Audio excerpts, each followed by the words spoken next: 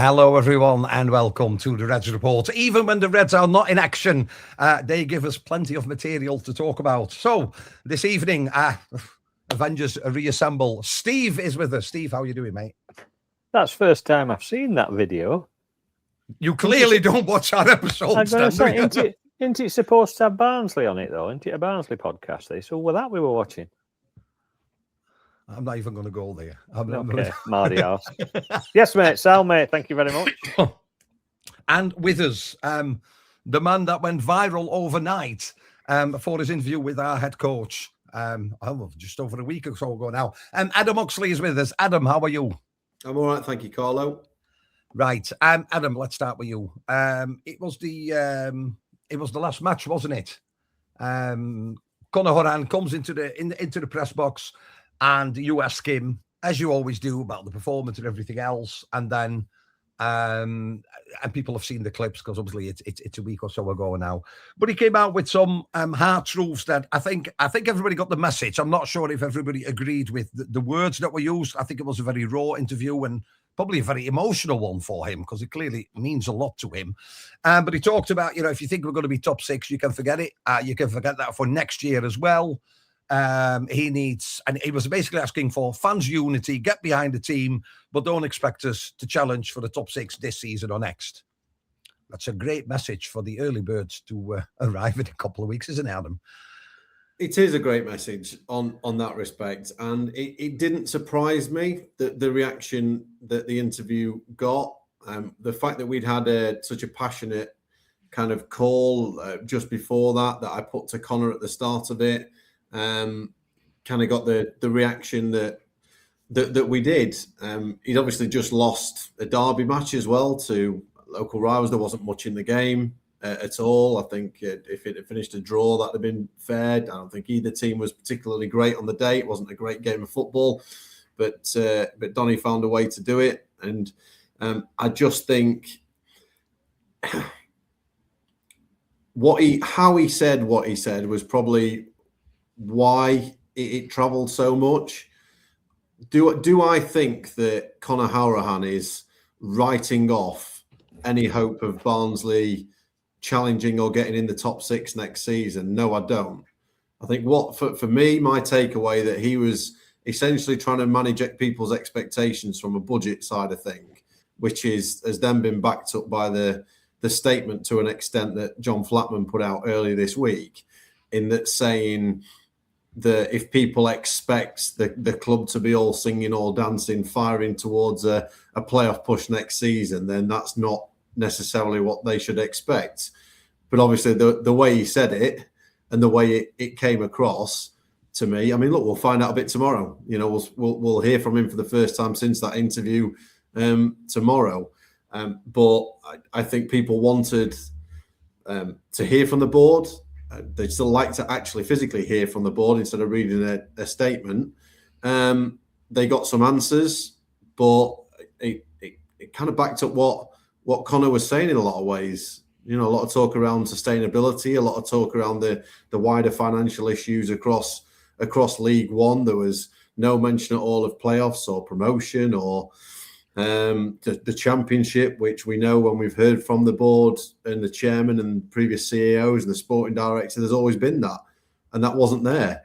So I do think that taken into context with what Connor said has led to a lot of discussion right now about where the club is heading, and the fact that Barnsley have spent a lot of their history in the second tier, that as recently as 5 years ago, Barnsley were in the playoffs in the championship. I do think supporters have got a right to at least expect Barnsley to be challenging to be in the championship from what that looks like. And if the club hasn't got the budget to make that happen, then for me, Connor was trying to manage expectations. But that's kind of my take on it. But there's been a lot of debate, hasn't there, amongst the fan base? A lot of anger, a lot of frustration, a lot of disappointment, and people are assessing right now where they're at with the club and where the club's at. So I think there's still more questions than answers from what we see. Steve, I know. We obviously we WhatsApped after we heard the interview, and obviously Ian wasn't there as well. I think everybody is different, isn't it? But it felt really negative, and maybe that's the words you chose. But you said it. I was just looking back through our messages. You weren't really entirely happy, were you, with the words that were chosen or the message behind it? No, I mean, what he said, I think, was definitely a swipe at the board. But I think he's being realistic. I mean, every football fan at every club needs expectation, needs, in a way, something to look forward to. You need to think that you've got a chance, even if you've not got a chance.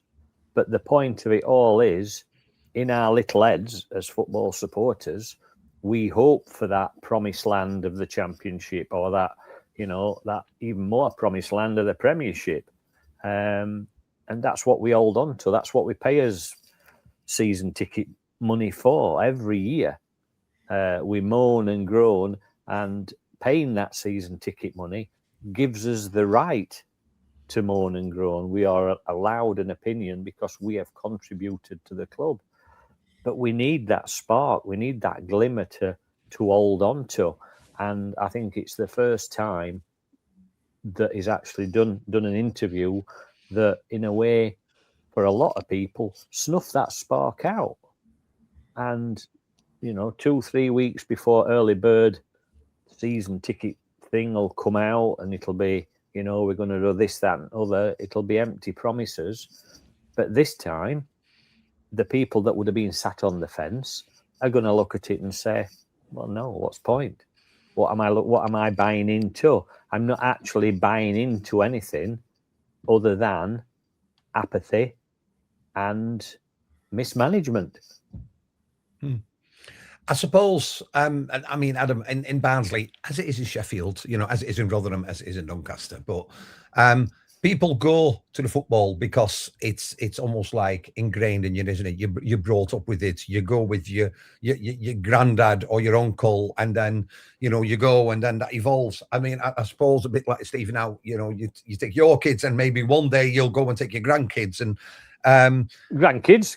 Who's having grandkids? I bloody hope not. Cost too much money. Wow. But we do that because for a long time the club sort of resembled the town that we live in, the underdog, that fighting spirit. It felt a little bit like after that like the fight was gone a little bit. I agree with Steve. I think some of it was probably frustration. Where do you think, in regards to Connor, because the board said early on the season when they appointed him that it was a long-term project, he is a new manager, he will make mistakes. Do you think this will have sort of like damaged his reputation with the board, or is his position in doubt in any way? I don't think so. I think the statement that came out suggests that there's an understanding there of where things are. I don't think Connor will probably like that, because he'll want the best for the club. He's a legendary playing figure. I think anybody else this season that didn't have the standing that Connor has in the club's history, I think it would have got more difficult with the way results have gone to an extent.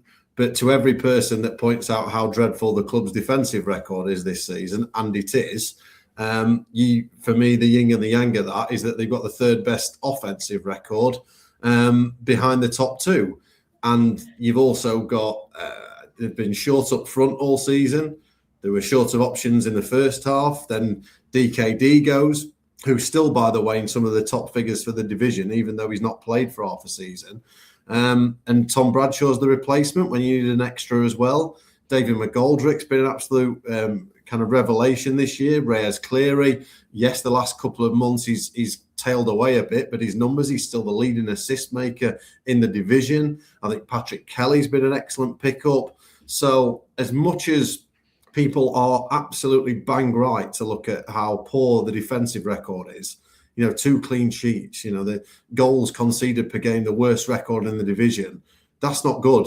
particularly when you got somebody the kind of caliber of Richard Keogh on the staff and other people, that you'd hope that that'd be better. And individually, I think the players have done okay at times, just not managed to get that consistent backline in. So I do think in his first year as a rookie head coach, there's enough reasons to say, you know, crack on, Connor. You know, let's see how the summer goes. Let's see whatever else. In particular, with the fact that the budget clearly isn't there to sustain a top six. What was it in the one chat that Nirav did to the fans? He didn't say it was the 13th biggest budget in the division. This is Barnsley Football Club. I know nobody on this podcast or within the fan base is going to have any delusions of grandeur that Barnsley should be winning the division, that should be guaranteed an automatic promotion spot, that should even be guaranteed a playoff spot.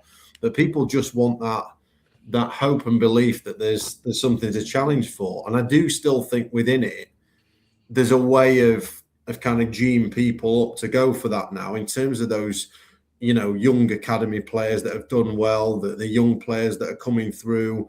But it's going to be a difficult sell now, I think, when you combine Connor's interview with the lengthy statement that was put out this week that didn't offer too much. It tried to reassure people that the board will continue to invest millions in the club. There wasn't much in there in terms of like the hopes and aspirations about where the team itself is going to go. And you can talk as much as you like about infrastructure and things off the field and Oakwell and this, that, and the other. But as we all know, if a team at a football club isn't doing well, everything else kind of pales into insignificance in a lot of ways. So I don't personally fear for his position. Whether Connor gets frustrated or disillusioned at anything over the next few months and goes that way, I don't know. We'll have to see on that. We'll see what reaction he gives this week. Be fascinated to see what the tone of that is and how and what he says and how he says it. Because the season right now is heading for mid-table. I know a few people have said Barnsley is still looking over the shoulders a little bit. You know, they're close to the drop zone than they are the playoffs. But with the games in hand, I do think they'll finish mid-table, potentially do finish lower than 12th last year, which is the 5th year in a row they finished lower than where they were before. Mm-hmm. So, again, interested to see what he says this week. Yeah. Steve, is there not a bit of a danger, though, that now they've put out that, you know, the playing budget is probably not what people thought it was going to be, and, top six is probably not. Is there not a danger that Patrick Kelly, Reyes Cleary, McGoldrick think, well, if there's something else there, if there's something out there that is challenging, that because they want to get better and better and better, that I'm not using the word fire sale, but those assets that we do have could easily think, because surely as a professional footballer, you want to play at the best of your ability, the highest up that you can. And it felt a little bit like, because of the business side of things, and I get it's cost millions, I get it, but it doesn't feel like the environment where these young professionals will get better and better. Because if it is about money, is there not a danger that Cleary will go, Kelly will go, McGoldrick says, I've got a year's contract, this is enough for me, I'll see if there's anything else out there. Because then, the little bit of budget we have, you're looking for almost a brand new squad. Thing is, though, let's face it, Phillips has been trying to get out of club for the last 3 years, and nobody wants to buy him. Because when it comes down to it, some players don't give it 100% every single game. They go missing for 3 or 4 games, and then they have a decent game. You know, if you want to be harsh about it, last decent game Cleary had was Liverpool.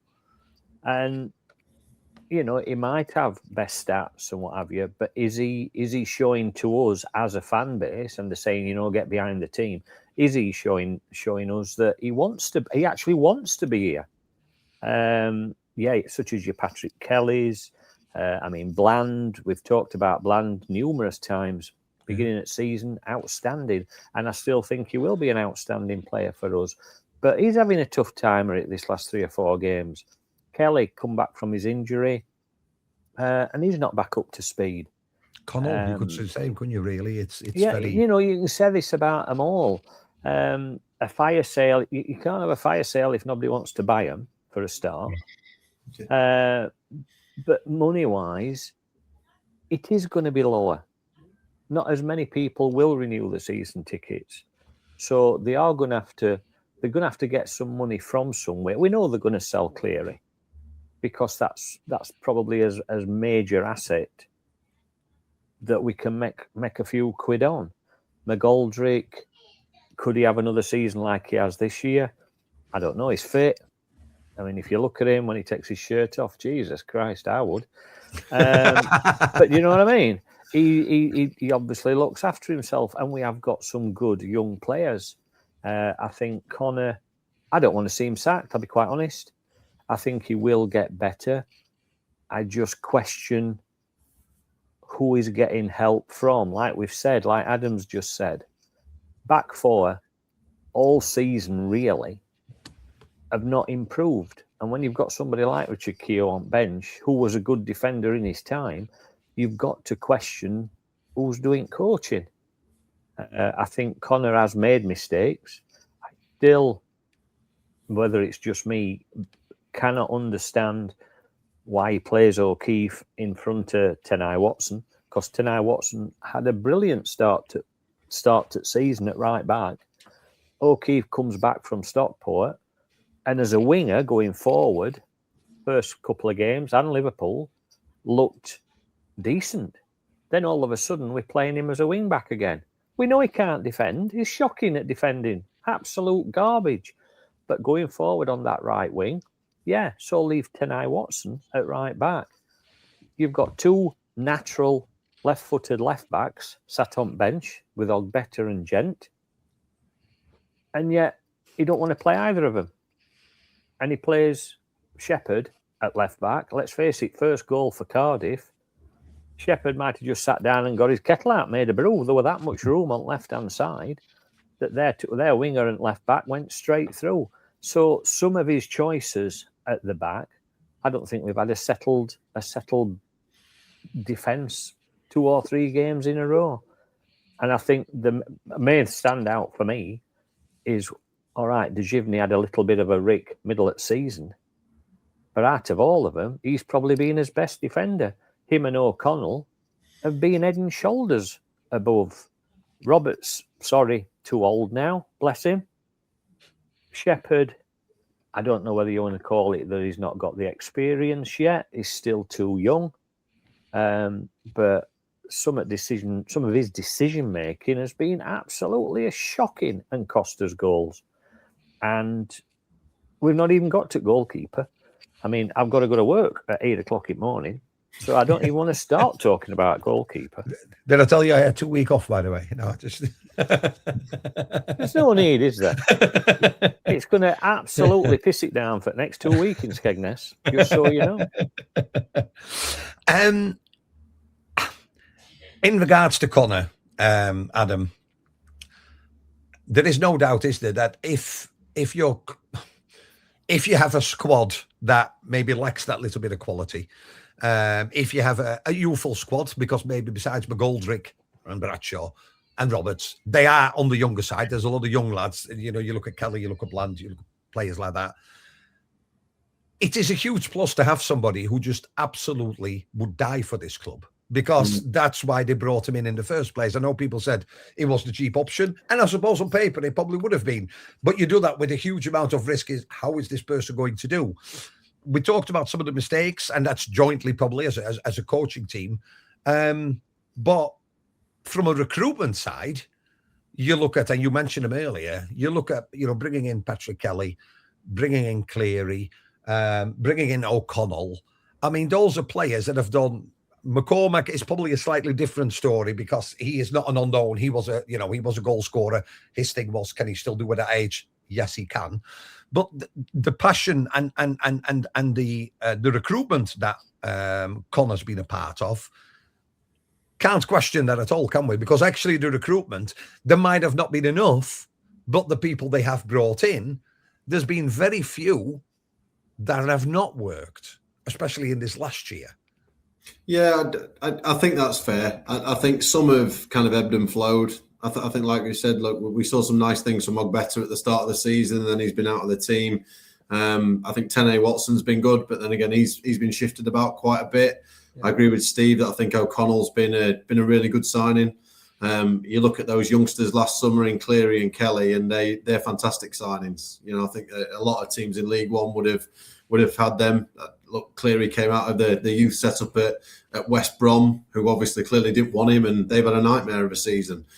So they've clearly recruited well, and you do look at a few players in particular. You look at McGoldrick and you look at O'Connell, and wonder if it wasn't Conor Hourihane, would they have signed for Barnsley Football Club? And probably not is the answer to that. Maybe even Tom Bradshaw coming back. And I know I think Tom Bradshaw's a good signing, and he's done all right since he came back. But he together with McGoldrick, you need that extra one. If the club had kept DKD and added Bradshaw, then that, you know, I think Barnsley still probably would have had a chance of the playoffs right now with where they are, just with the quality that the DKD did, and the frustration being that he's literally hardly got off the bench at Wrexham. It just seems to be an absolute waste of a signing from their perspective. So that's a real shame on there.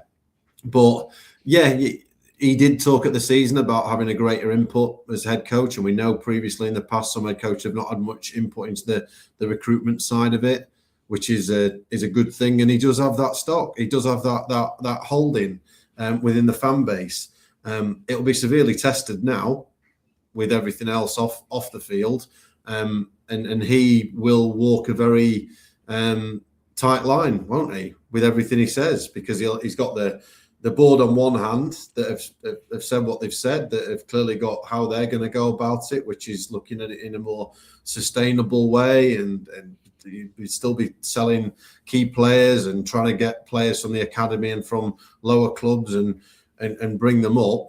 And the fans on the other side who desperately want him to concede, love him as to achieve, desperately want him to work out, but want more. That want to see the club operating at a more proactive, more hopeful level.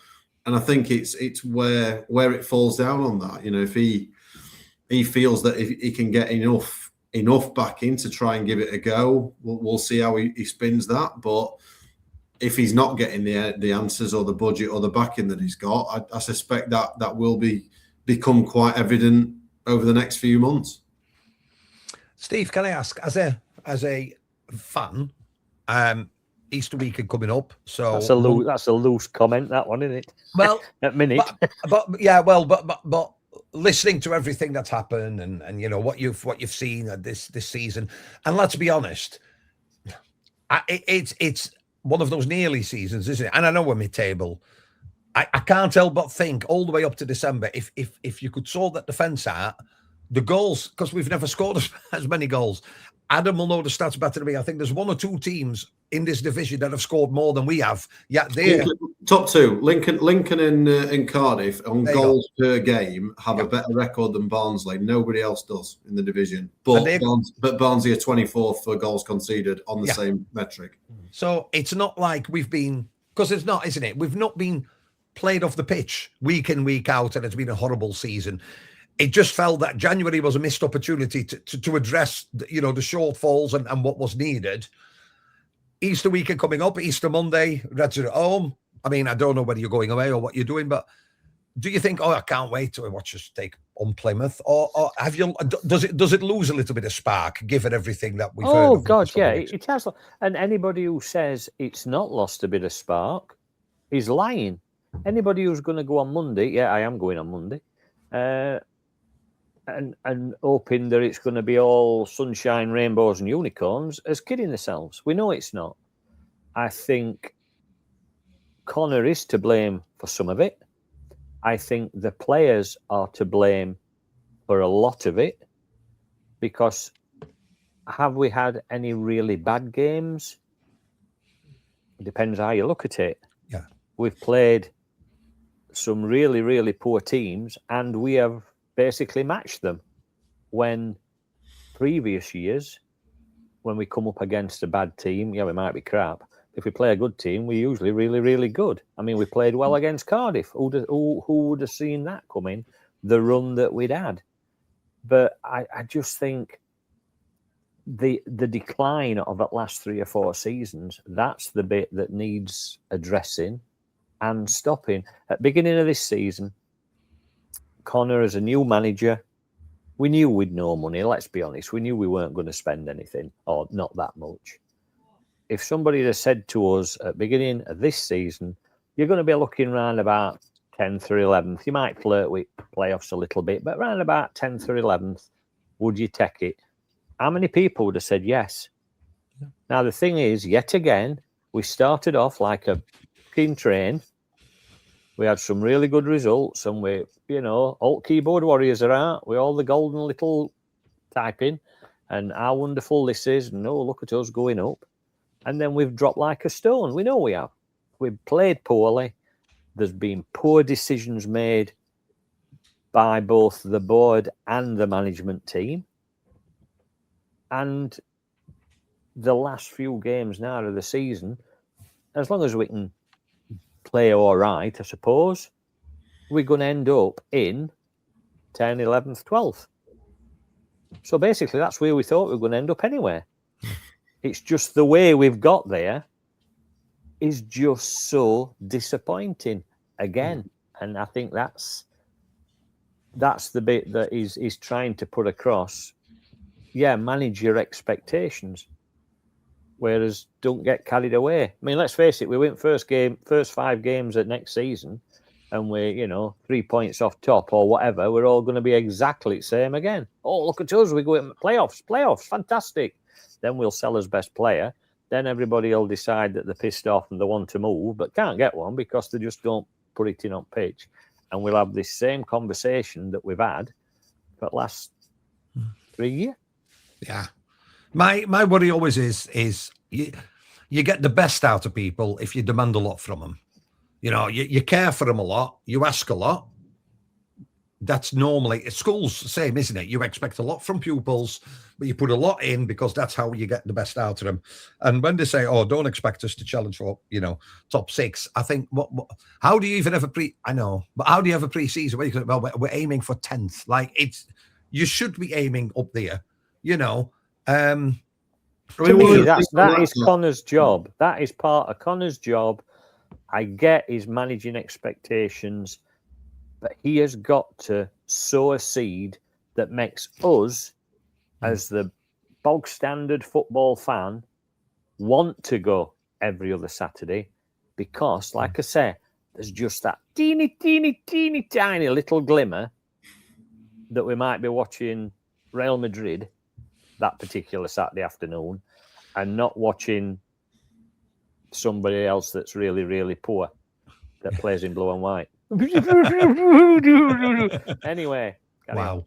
Right. Right. So look out then. We've got a week. Well, just over a week, 8 days, 3 matches. You've got Burton away. Then you've got Plymouth at home, followed by Rotherham away. Now, I dare say what you tend to do, especially this time of season, is you look at the table and you think, Burton, they're thereabouts us.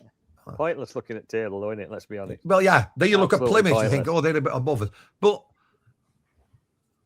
I'm looking at these and think you should have nothing to fear, should you?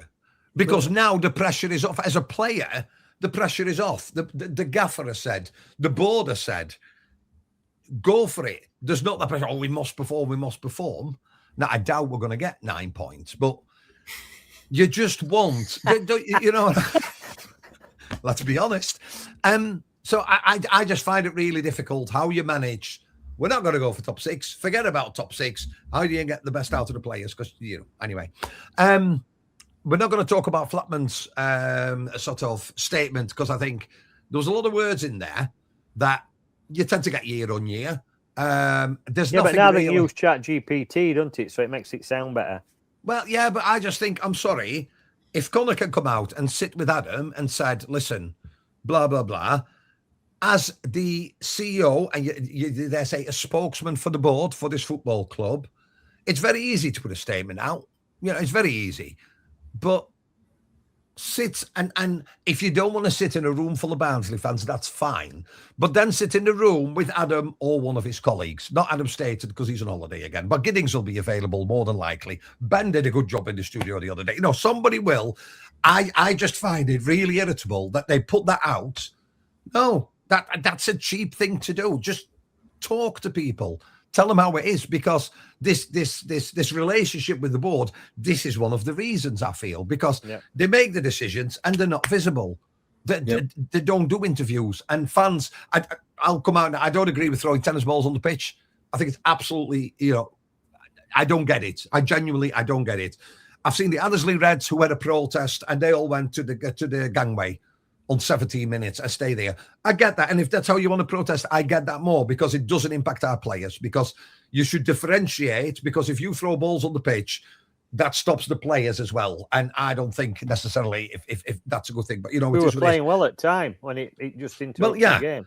But if you're gonna protest against the board, then surely the board, the bigger people, the professionals should sit down with Adam or somebody and talk through that and be honest, because I think what's missing is that human element.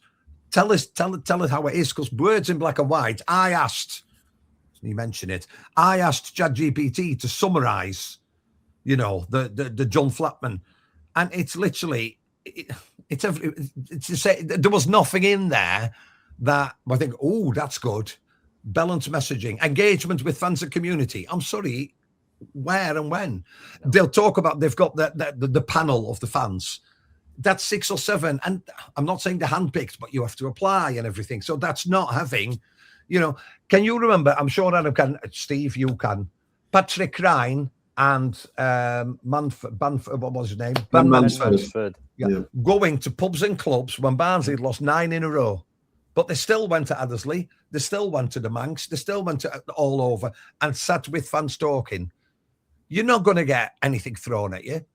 People just want the opportunity, don't they, to voice, their concern. Rob's done a big piece on this last week on Football Heaven about the kind of disconnect with owners and the fact that owners in general are not talking as much. And we see, various different things like, Rotherham at the minute. They've had a couple, but we've not heard from Tony Stewart. Sheffield United's owners, we've hardly heard from them. Obviously, Wednesday's new prospective owner, we have heard from, and he's not even in charge yet. So, Donny at times have put people forward that should be credited for that. And like for Rotherham, Paul Douglas at least has come forward and answered some questions, and that's kind of what you want from people. We would say this in the media, but I bang agree with Rob that coming forward and facing some uncomfortable questions is kind of part of the job. And you can do an in-house chat, you can do a statement, you can go to a fans forum or whatever else that doesn't necessarily get shared. I know that was the case at Barnsley for whatever reason. We'll not get into that. But the kind of media interview or something along those lines, I think just gives people an opportunity to see that. And right now, it's always telling, I think, when clubs or organisations don't put people up to speak. Oh. And it, like I said earlier, it leaves more questions than answers. And even if that people aren't going to like the answers in a lot of ways, the fact that you've fronted up and said that and tried to explain what you're doing and why you're doing it, people can react to that in a bit of a different way, can't they? So we'll see. It might change. We might suddenly over the next few weeks get the opportunity to do that. I know it's not been completely ruled out by the club, but it was just a case of this week when we asked the question when the statement came out. It was they weren't talking at this stage. So I do hope that either Nirav or John Flatman put themselves up over the next few weeks and months, or even if it's just after the end of the season, then we get a chance to talk about the direction of the club, because I think at the minute there's a lot of people wanting to know where it's going and what they can buy into, what they can hope and aspire to, and even if that's not the ideal, that there's going to be loads of this thrown at it and that thrown at it, they just want something to buy into at the minute. And The reaction, what you guys are saying and what I'm seeing on social media and what I'm seeing on the phones and through the passionate phone calls and frustrations that we're getting is that people don't see that at the minute, which is a real shame, particularly with an inspirational figure like Connor at the helm and, a young, aspiring young coach that people could get behind, that if pushed in the right way, may be something that could inspire people. Yeah. If being a Barnsley fan, Steve, is about, loving your club, what's the relationship like between you and your love at the moment? I think she's sleeping with somebody else. She keeps nipping out to bingo on a Thursday night. She's not going to fucking bingo, is she? We know she's not. Come on. Yeah, it's not good, is it? There's definitely that disconnect. It's one thing that they've been banging on about all season about. And Connor was very big on that when he took the job, wasn't he? In our interview, that's all he talked about. Well, that's why I get why Connor said what he said. He's tried to be honest. He's tried to be realistic. But like Adam says as well, this is what we need from the board, whether it's Nareev, whether it's John Flatman, whether it's Hourihane Key or whatever. There needs to be a face there that's prepared to grow a pair and stand up and say, right, this is where we're at. We're struggling with this, but this is what our plan is for the future. And as things stand at minute, there's no connection with crowd, with supporters. Like you said, some of them are handpicked, yes men. That's not what we want. We just want honest answers, or as honest as they possibly can be, and just give us something to take us into early bird. Because at this rate, you can't magic money up, and if people aren't prepared or aren't inspired to get a season ticket for next season, it's only going to go downhill. It can only get worse. Right, we'll finish then on the playing side of things. I mentioned it earlier: Burton away, Plymouth at home, Rotherham away. 3 matches, 8 days. Steve, how many points? Depends which team turns up. If all 11 players turn up and want to fight for the shirt, I could see us getting 9 points. I think we'll get a draw at Burton. We might sneak a win against Plymouth. And I'll be quite honest, I think we'll lose at Rotherham because Rotherham are really struggling at the minute. We know they are, but that's just the sort of game I can see. Same with Donny. Weren't a brilliant game, but they snuck it. And if we've not got the bottle, which some of our players unfortunately don't seem to have, I could see Rotherham turning us over at their place. Yeah. So what, 4 points? Yeah, go on. I'll go 4. Well.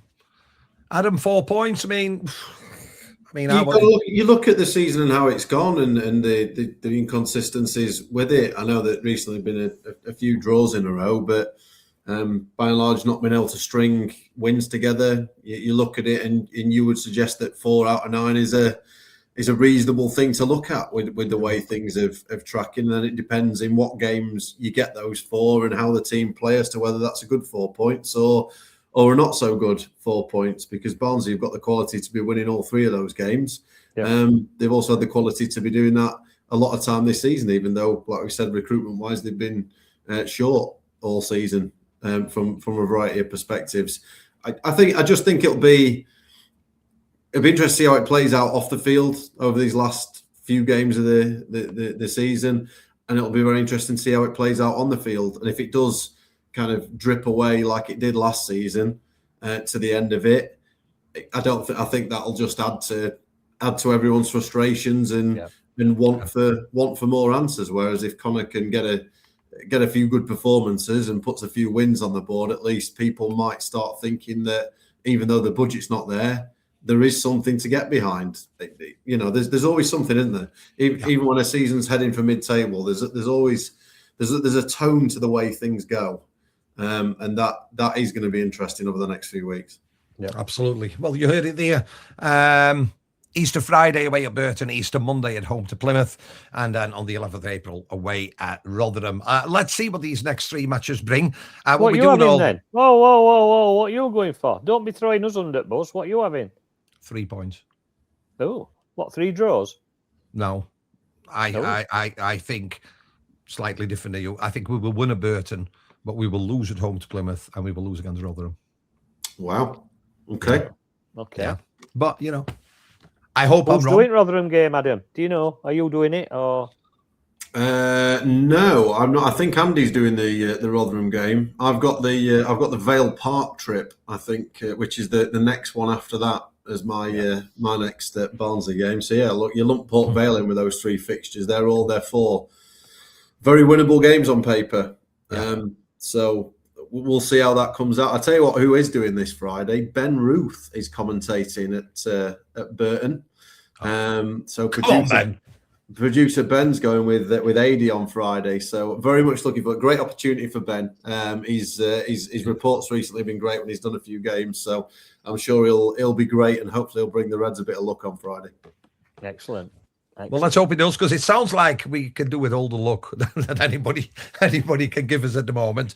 But you know what? If you are travelling away or if you're going home on Easter Bank holiday, get behind them, because I think as hard as it is, we need to differentiate between those 11 players and the coaching staff and the subs in the dugout and the people in the West Stand as board and owners. And if you're unhappy with one of these groups, just make sure that it doesn't disrupt the flow. We're there to watch a game of football, and let's just hope for the best. You've been listening to the Reds Report. Thank you very much to Adam Oxley. Thank you, of course, as well to Steve.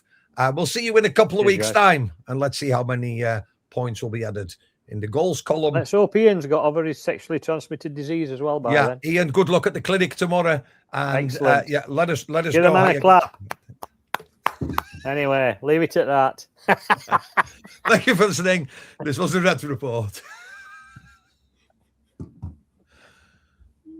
Oh, Steve.